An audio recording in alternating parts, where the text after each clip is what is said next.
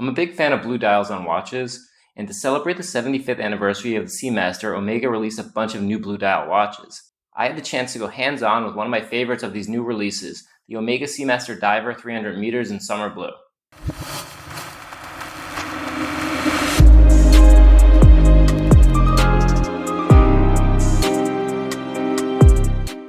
Hi, I'm Craig, founder of Wrist Enthusiast.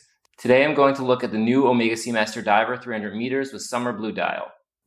A little over a month ago, Omega celebrated 75 years of the Seamaster with not one, not two, not three, well, you get the point, but 8 new Seamasters with summer blue dials. Not 2, not 3, not 4, not 5, not 6, not 7. Today I'm only talking about the Diver 300 meters, but first, if you enjoy my content and want to see more of it, make sure to like, subscribe, and comment. All your support is greatly appreciated. First, I want to say that essentially, this is the same Seamaster 300 meters as the previous versions, but with a new summer blue colorway. So there really aren't that many major changes to the watch itself. The Seamaster itself is arguably the most direct competitor to the Rolex Submariner or the Sea Dweller, and Omega has tended to keep the design relatively similar between each iteration of the watch. Incremental changes may be made over time, and the last time we really saw this was actually in 2018. However, the watch design has really stayed the same for decades. You can actually pick up Seamasters from the mid-90s that have a very similar look. The case measures in at 42 millimeters in stainless steel. This makes it the same size as those produced since the 2018 update that saw a size increase from 41 millimeters to 42 millimeters. However, unlike recent Seamaster divers, the summer blue does not have a sapphire display caseback.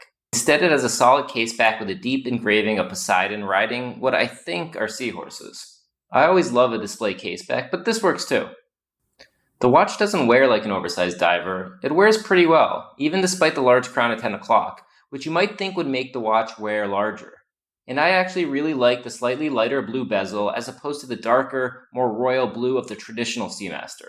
It's a softer colorway that feels pretty in line with the simple changes made to the 75th anniversary edition. But the dial is really my favorite part of this watch.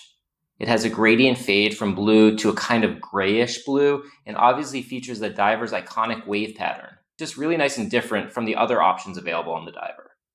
The hands and hour markers are pretty prominent, but instead of the traditional white color you typically see on the Seamaster, Omega has opted for a more lagoon blue color, which actually doesn't affect its legibility. This really fits in with the summer theme, and the watch was launched in Mykonos, so perhaps it's a nod to the color of the Mediterranean Sea. But overall, it's well done, and I really like the monochromatic look of the dial.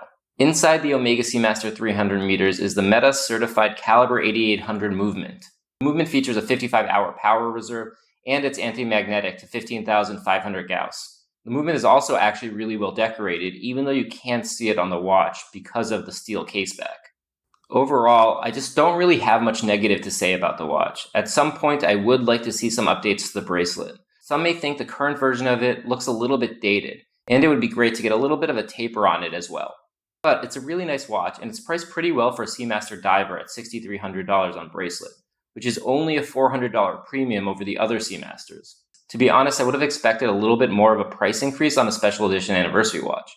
So, I hope you liked my review of the Omega Seamaster 300 meters 75th anniversary. If you did, don't forget to like, subscribe, and comment below.